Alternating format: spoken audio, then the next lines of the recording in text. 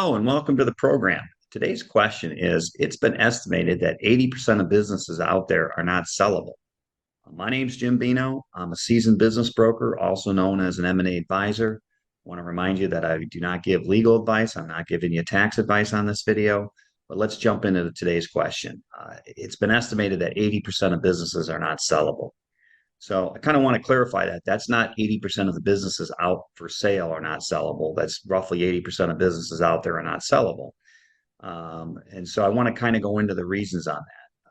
First off, a big chunk of those businesses are what I call zombie businesses. And let me give you, that's kind of a term I've made up. A zombie business would be a business where it's just not making any money. It's losing money or it's making very little money. And it's an energy drain and a time drain for the owner. And they no longer wish to have it because for the time and energy they put into the business, they're not making a very good return. And quite frankly, you're not going to get too many buyers excited about buying that type of business. And maybe that business was very profitable years ago and made a lot of money, but industries change, businesses change. For one reason or another, it's not making money today, or maybe the business never made any money. But the seller has invested a lot of time and in some cases a lot of money into that business, and it's never made any money. But for some reason, that seller thinks it's worth something because they've got all that money invested in it.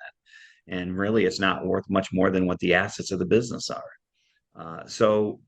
That's a good chunk of the businesses. But I want to talk about there are businesses out there that are making hundreds of thousands of dollars, even over $1 million a year, that are not sellable, are really going to be really hard to sell, at least at what the owner is willing to take for it.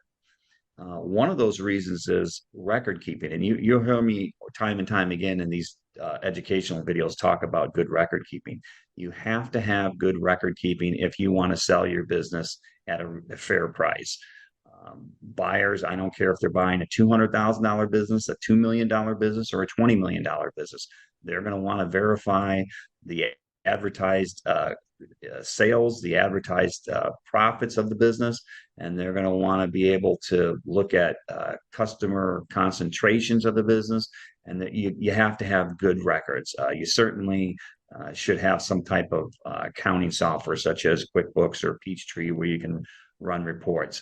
So bad record keeping is one reason why businesses are difficult to sell. Another reason is maybe the owner is the business or is too involved in the day-to-day stuff. Businesses where the owner is less involved in the day-to-day tasks and have management team in place, those are much easier businesses to sell and get a higher multiple. Give you a great example would be, let's say my broker business. I'm an independent, and let's say you said, Jim, are you ready to retire? I want to be a business broker. I want to buy your business. And I could certainly sell you my websites and sell you all my legal contracts and you could take over my website. The challenge is when you sit down with sellers and they're talking with two or three other seasoned business brokers and they sit down with you and they may like your website, but they're going to know right away that you probably don't have the knowledge and experience in selling a business, and you're probably not going to get the listing. So the numbers I've done in the past are really have no bearing on what you can do with the business. So how involved is the owner is another that makes a business unsellable. Low profit margin businesses, those are difficult to sell. Let's take a business, let's say it makes $1 million or $500,000 a year. And on that $500,000 a year profit, would you rather have a business that's doing $1 million making $500,000, so they got a 50% profit margin? Or would you rather have that business doing $25 million in sales, making 500,000? So the profit margin is 2%. Low margin businesses are risky.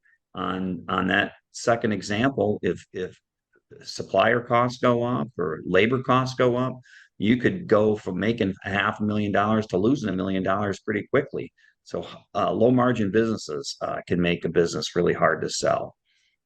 Businesses that require a large amount of working capital, or what I call operating working capital, that's defined as your accounts receivable minus your accounts payable plus your inventory. Give you an example. Let's say a business is making $350,000 profit a year, and the seller wants to sell it for $1 million. That's a reasonable price. However, they usually have about $1 million in accounts receivable because they're all business to business and their clients don't pay for 60 to 90 days. Well, that could be an issue because that's extra money or extra costs to a buyer that they have to calculate on top of the purchase price as far as the working capital goes. So large amounts of working capital can make it difficult to sell a business.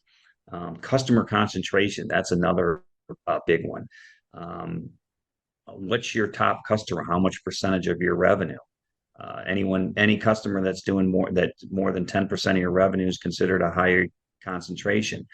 I once sat down with a seller looking to sell their business, and they had one customer was 90% of their business.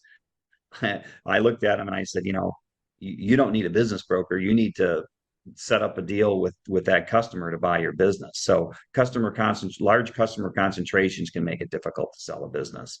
Another thing is how has sales and profits of the company been trending the last few years? Businesses that are trending up, where sales are constantly going up and profits are going up each year, that's a much more attractive business and is going to get a higher multiple than a business where sales are, you're losing 10 to 15% of your sales every year for the last 3, 4 years. Buyers are going to get nervous and it'll make it difficult to sell that. How heavily regulated is your industry? Is it in a heavily regulated industry? And that's, you can't really do anything about that. Um, so, you know, I think one last thing that I want to talk about that I think is really overlooked, if you're trying to sell your business and you're not making any headway or you can't seem to find any buyers, one of the biggest overlooked is that nobody knows the business is for sale. On another video, I talk about, sellers are very tight to the chest. They do not want the confidentiality breached. They don't want their employees knowing the business is for sale. They don't want their customers knowing the business is for sale. And they certainly don't want their competitors knowing the business is for sale. So what do? They talk to their CPA and maybe an attorney and say, hey, do you know anybody who might buy my business? Or they might reach out to one of their customers and ask, or they may even reach out to one of their employees and ask. They're not marketing it to the masses. If you want to get a good price for your business and you want to make it sellable, you need to get the marketing out there. And that's where a business broker, M&A advisor will come in.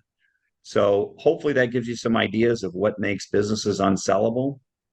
That's it for today. Thanks for listening. If you found this content helpful, please like the video and subscribe to my channel. I'm going to have other educational videos on how to buy and how to sell a business. Once again, I do not give legal advice. I do not give tax advice. When buying or selling a business, you should always consult with a local attorney. To contact me directly, you can reach me at Jim Beno at businessbrokerexpertsinc.com. That's JIMBENO at businessbrokerexpertsinc.com. I appreciate you staying to the end. I have a couple free bonuses for you. Just click on the link below and fill out a quick question. And I've got 2 free reports I want to send you. Thanks again.